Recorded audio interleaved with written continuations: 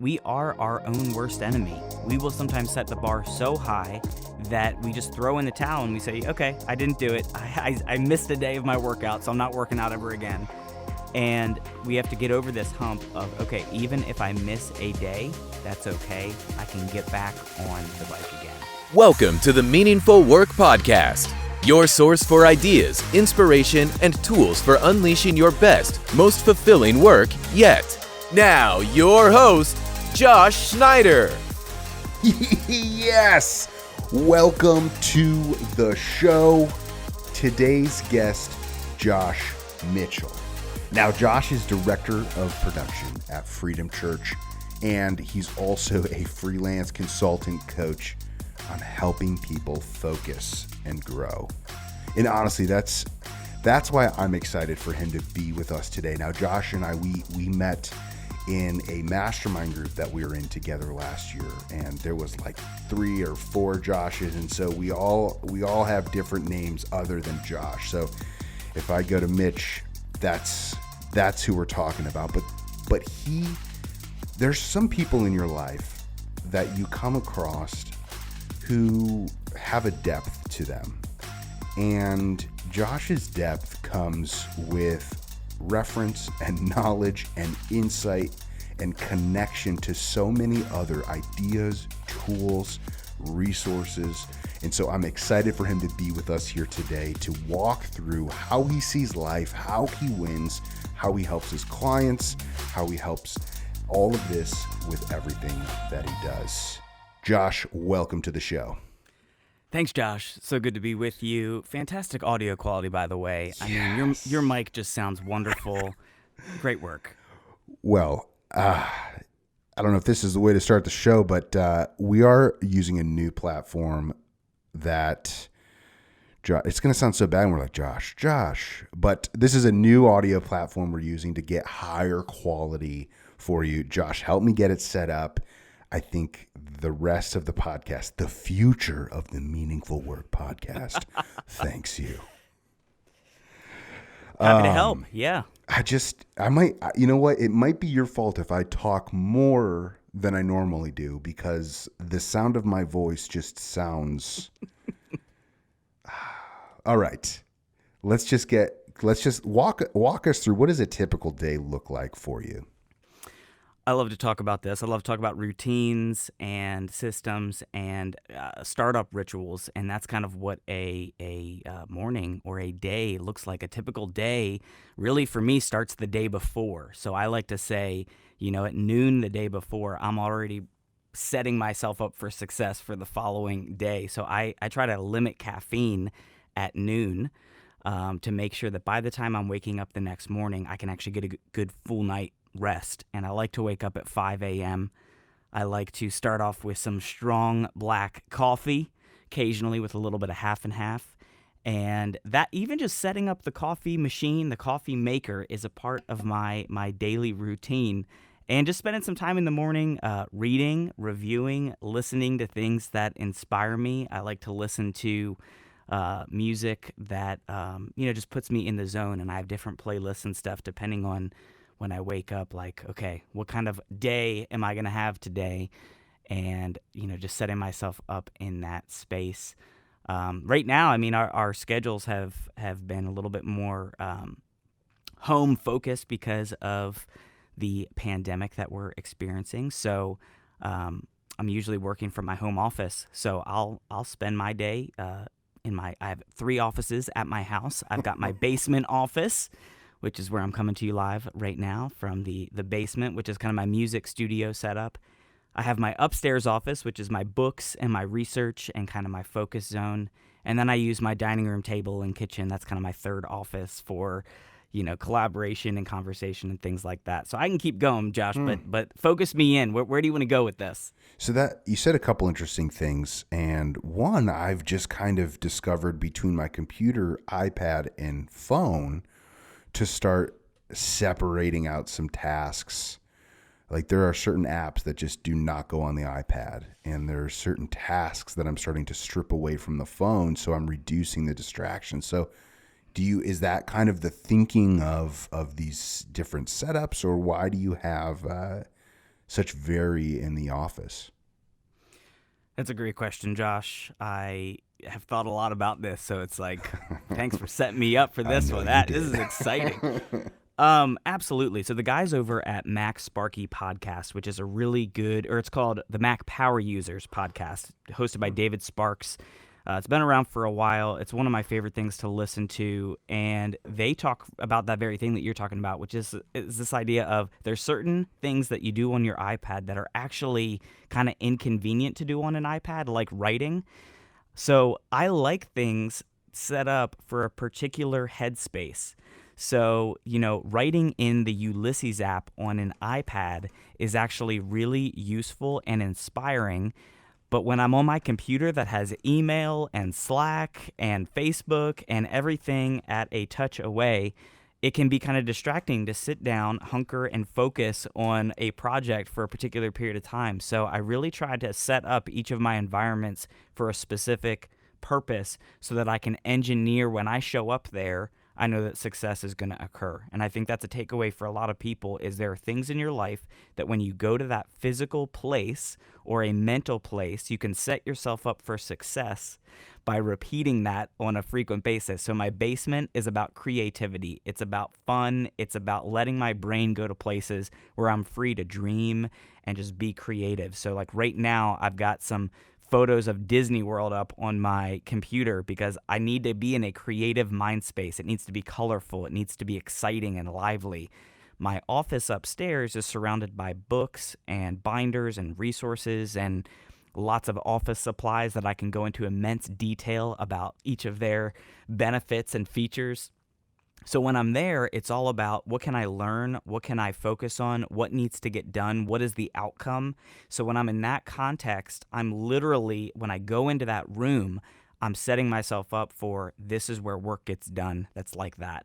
And then conversation and collaboration happen in the living room, in the kitchen, in the dining room. So I'll do a Zoom call literally from my kitchen that's different from a call that I'll do in the basement or in my upstairs office because I want to be in a mental space that's going to set me up for success of what that context is there for. So whether that's the actual tool that I'm using, like the iPad or a Mac computer, something that I'll mention that's probably interesting to you, Josh, is I don't have email or social media on my phone.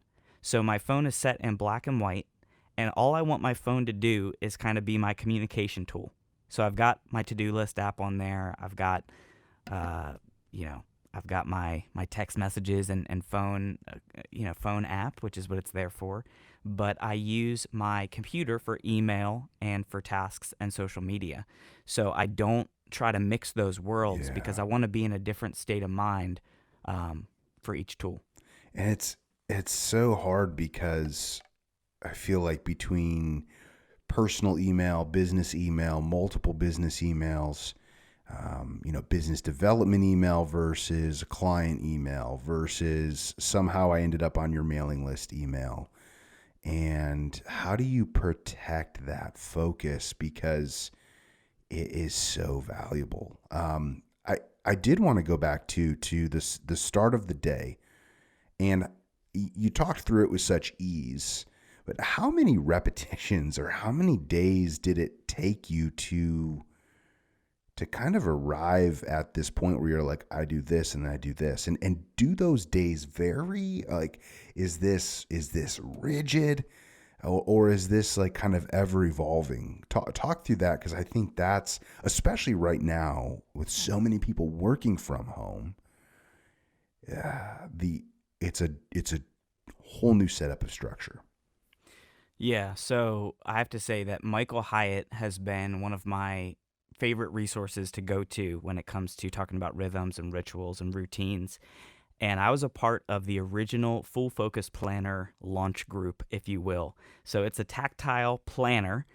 And at the beginning, there's this thing that's called your startup rituals or your daily rituals. And he had been talking about it for years. I was a part of his course called Free to Focus before that, where you basically you build in a rhythm of what your beginning of the day looks like, what your beginning of your work day looks like. Those two things are different.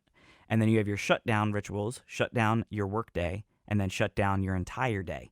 And it's a 2-page spread that's very simple, laid out. It has about 10 spaces, and you basically dream and create your own version that works for you.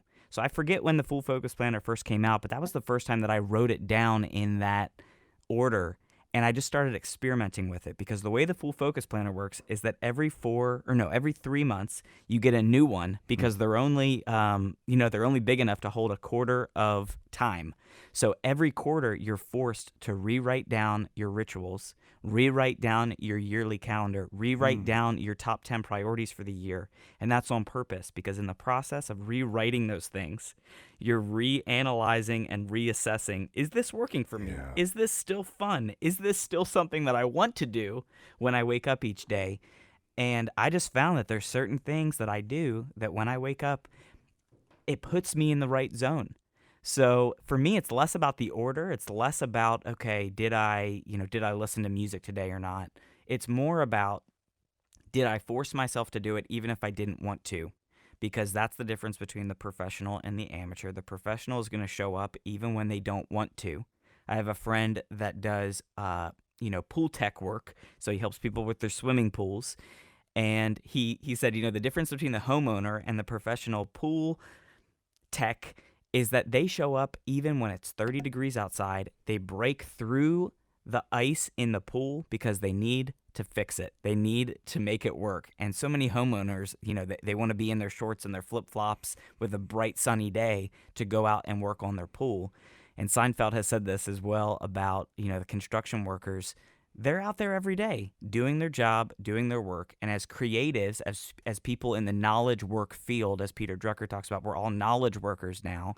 We need to approach our work, even though it's kind of elusive and intangible sometimes because it exists in emails and conversations and Zoom calls. We need to approach it with the same amount of rigor and detail as a construction worker does showing up each day, as a pool tech does on a 30-degree day, breaking through the ice in their, in a pool to make it, to fix it. So kind of having that professional mindset about, look, I'm going to do this even if I don't feel like it, because I know that the result on the other side is going to set me up for success. So what about the days that because I think anybody can agree how powerful focus is, especially once you start to really get into deep work, or as we've talked about, I'm really trying to dive in and discover, how do I access flow states? But and I think everyone at a high level agrees, all right, I need high focused work. I'm in too many meetings. I get interrupted by emails. Talk about for yourself how, when there's the days where you feel like the homeowner who doesn't want to do it, how do you get breakthrough there, or how do you overcome? Like, what tricks, or what, even if you're like, I'm successful half the time, what does that look like? How can we glean from your experience, somebody who really has a lot of knowledge on tools and knowledge on how you operate? How do you get breakthrough, or how do you fight or push back on that? Yeah, I think you have to give yourself grace. You need to kind of have a certain percentage or a certain amount of slack that you're going to give yourself, because we are our own worst enemy. We will sometimes set the bar so high that we just throw in the towel and we say, okay, I didn't do it. I missed a day of my workout, so I'm not working out ever again. And we have to get over this hump of, okay, even if I miss a day, that's okay. I can get back on the bike again. If you fall off, you get back on the bike again. And it's this idea of like, okay, I think a lot of people, when they get into their work, or they're saying, okay, I want to get motivated today, they try to make up for all of the days that they weren't motivated instead of just giving themselves a quick win. So I think the practice of giving yourself a quick win is way better than throwing in the towel and not doing anything. So of course, I have homeowner type days. I have days where I sleep in past 5 a.m. or days that I barely get anything done. And that's actually good. I think we need days that are rejuvenation days. We need days that allow our minds and our spirits and, our email inboxes to just rest and to not get caught up in the latest and the loudest. That's actually really important. But I think that if you have rest built into your rhythm, if you have moments where you're actually unwinding and just taking time to have nothing on your mind, it's a lot easier than to get back into work. So I think giving yourself grace and giving yourself a certain percentage of, okay, look, it might be 60% of the time I'm going to try to wake up at 5 a.m. and make a pot of coffee. Great. That's awesome. Keep doing it. Do it 3 days a week. Do it 2 days a week. That win is going to be way better and provide way more momentum than if you have this super high standard in your mind that you can never live up to, and you just, you throw it all away because you're not able to keep it consecutive. No one said you had to do it 7 out of 7 days of the week. Yeah. And it's so easy to look at. I think it was Stephen Pressfield who said 51% progress is still progress. Absolutely. One of the things that has been balanced kind of even against what you're saying in this course that I'm walking through on, the course is called Zero to Dangerous with Stephen Kotler. And one of the tools or tricks was to actually let yourself be distracted.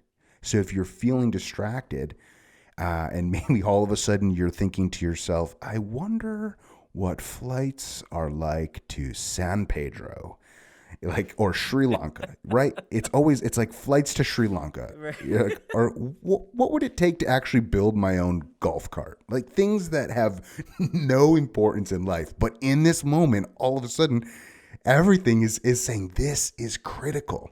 And so one of the tactics is to actually go with that.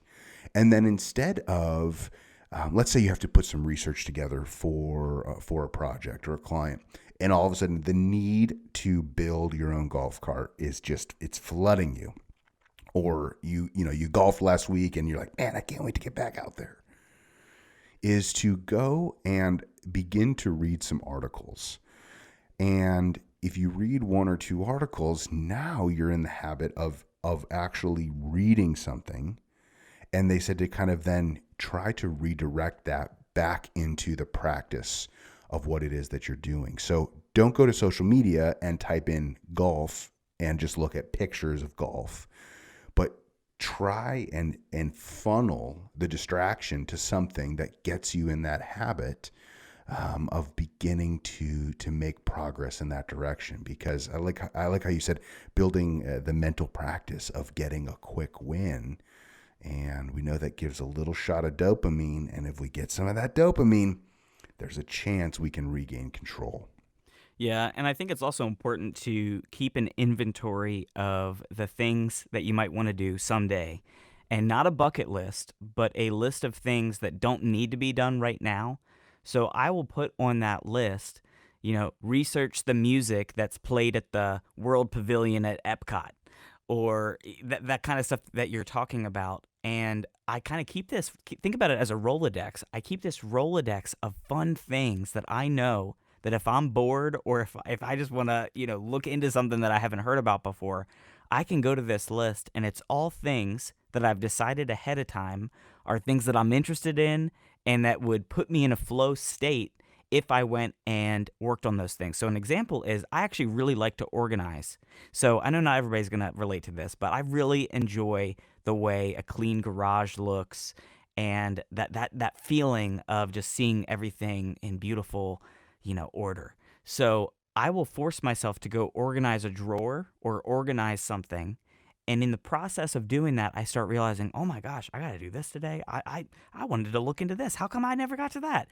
And by forcing myself to do something that's actually really useful, because the clean garage is actually kind of nice to come home to, in that mental mode, I'm actually learning about things that aren't in my garage. And that can be a practice. That can be something that you do one thing. So you might golf because that is actually enabling you to think about, wow, maybe I want to do this in my next client meeting. Maybe I want to do this when I have some time to journal. It's back in college when I at some point you got to graduate. And so I decided I was going to go to the library and study for 4 hours a day, regardless of whether there was tests or homework. I somehow I realized I need to build the habit. I need 4 hours to feel okay. And back then, and it's a critical part of my life now, I started to put a sticky note out on the table because it is insane. The moment that you start doing something that you know you should be doing, and on Saturday mornings during my penalty box time, when I'm starting this time off with a 15-minute journal, part of the process that I go to my checklist for is to put a sticky note out, because all of the things that I want to do this weekend, all the maybe little emails I forgot, all the random tasks start flooding in the moment you sit down with intention. And it's so funny. I find like it's almost like yourself is trying to distract you from the thing that you know will bring the success. But if you have a plan for it, then it's okay. I'm going to just get this off my mind. So then you can stay focused. But like you're saying, when you set yourself to something, all of these other elements, ideas, do you have any thinking as to maybe why that happens, or how somebody could use that to get a jump start, or to get a creative idea, or to break a negative time pattern? Yeah, so the fancy word for it, for everyone listening today, is internal locus of control and external locus of control. And it's this idea that basically you have agency. So an internal locus of control says, I am in control of my life. I can be in control of my circumstances. If I don't know the answer, I can find out the answer. Carol Dweck talked about this and popularized it in the book Mindset. The external locus of control says, I'm a victim of my circumstances. I have no control over what's going on in my life. My paycheck is fixed. My life is a wreck, and I am at the end of the road. It is what it is. So I'm like a leaf floating in the wind. I have no control over my future or where I end up. So we've got these two things: internal locus of control, external locus of control. And those that have a really strong internal locus of control are the ones that are able to put themselves in a flow state, in a productive state, in a focused, creative state, more so than the ones that kind of operate out of this external locus of control. And what happens is our brain has this thing called the executive function. That's the part of the brain that knows how to categorize things in alphabetical order, put things in a numerical list, process, make decisions. That happens in the executive function.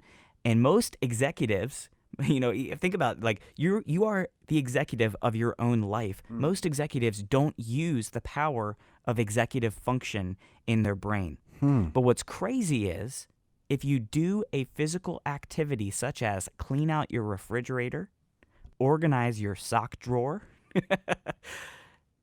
your brain realizes, I have an internal locus of control. And you can harness that very mundane, practical task and channel the energy of that into your work and your creativity. So that's why it happens. That's the science of why it's happening, because your brain goes to that place where you go, okay, I'm going to put all of these kind of socks in in this left side. I'm going to put all this kind of underwear right here. In your refrigerator, you're going through and you're saying, wait, this has been in here for 5 years. I can't believe we didn't throw this out already.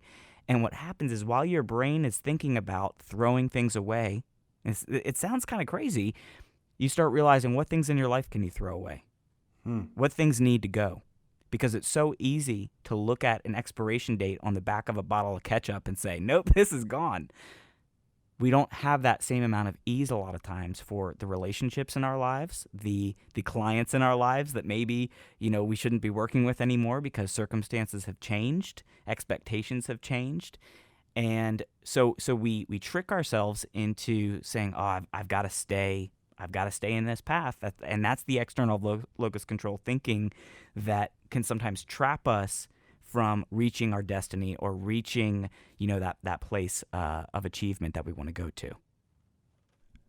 Okay, that's good. Now, when you're talking about that, what's flooding my mind is the fact that people think, or common thinking is, that creativity is like it's like a muse comes and strikes you, and it's a blank canvas with 100 colors of paint, and that's the only way you can be creative.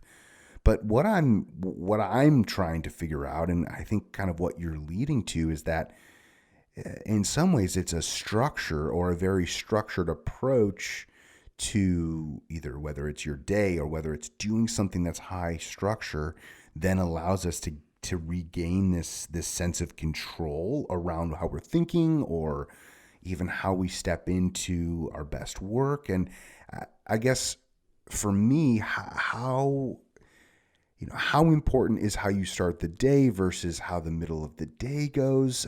Like if you kind of turn this into getting success at work, and also too, I don't want to miss what you had referenced with Michael Hyatt, where there's starting your day and starting your work day and ending your work day and ending your day, because I'm hearing that and I'm like, starting my day and my work day is the same exact thing, and ending my day and my work day is the same exact thing. So I don't know, maybe you want to go that direction, but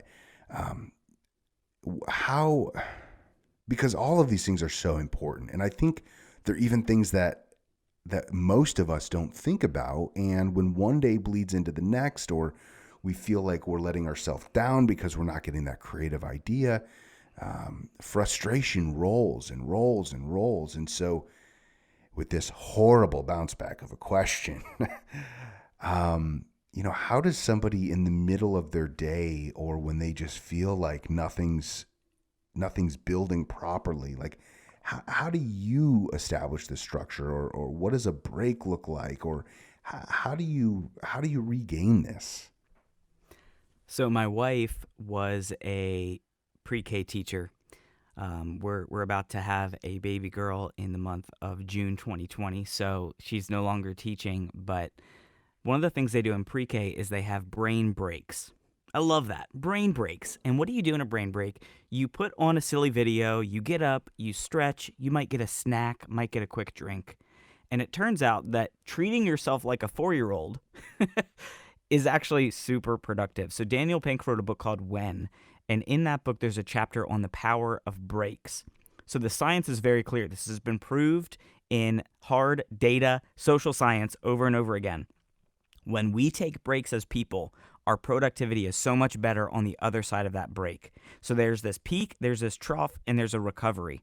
So the peak happens right after the break. So that might be right at the beginning of the day, or it might be right after taking a break in the middle of the day. Then there is a trough, a period where we actually go into backwards. We're very low. We're discouraged that we're never going to see the light at the end of this tunnel. And then on the other side of that, there's usually a recovery. So a lot of times in a project, whether this is a month-long project or a year-long project, we might have a peak. So everyone's all excited, party hardy at the beginning of that experience. And then we experience this dip. Seth Godin talks about that in a fantastic book called The Dip. And that's where a lot of people, they just go, okay, all right, this is it. Yep, well, now the project's over.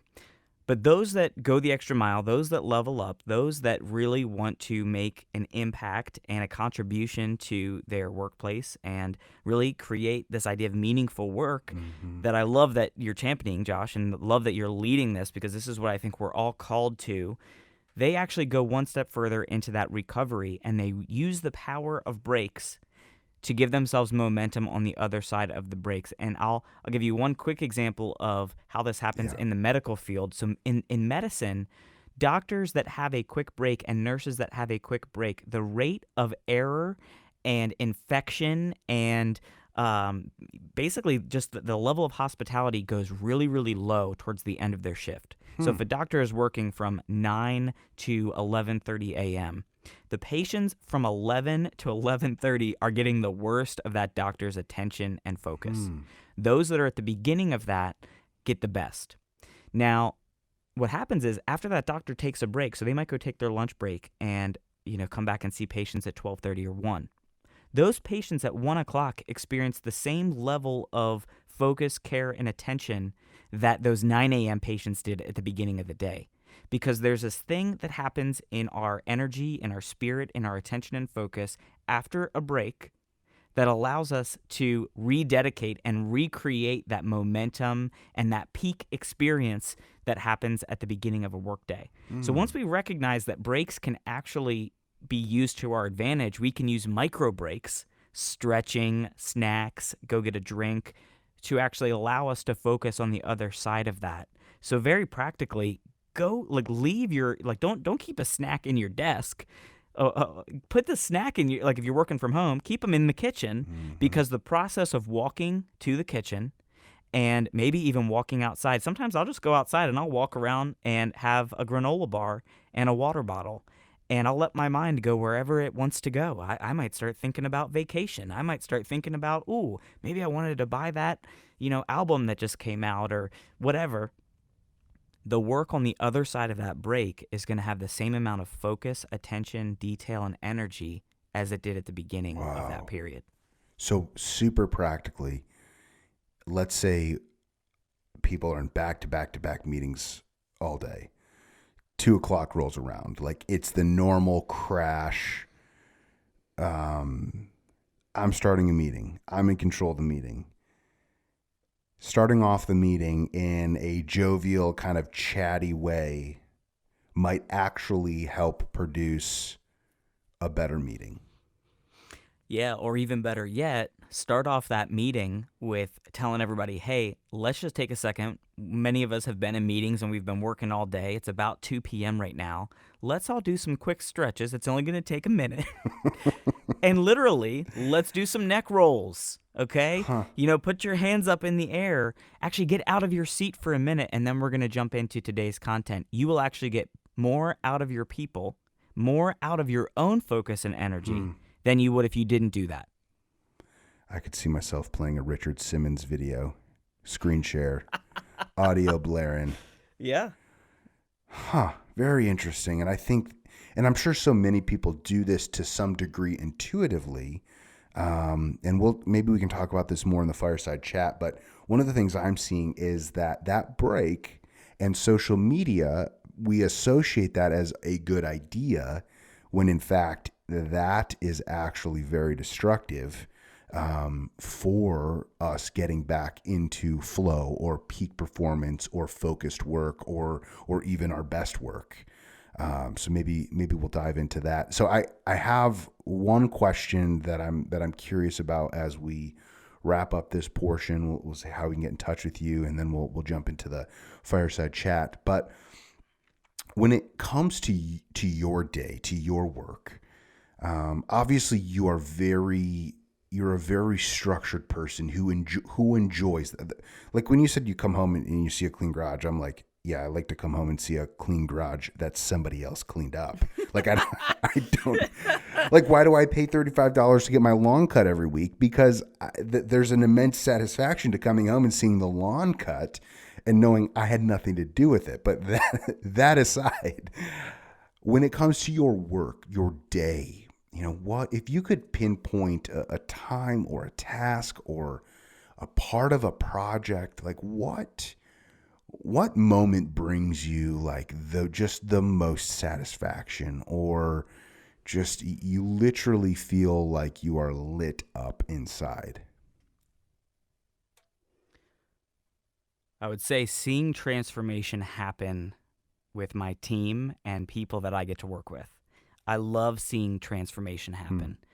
And, you may feel like you're in that external locus of control. You have no control over your coworkers and their attitudes. And, I've been caught up in that way of thinking before too, where you just feel like, oh my gosh, I am stuck in a terrible job.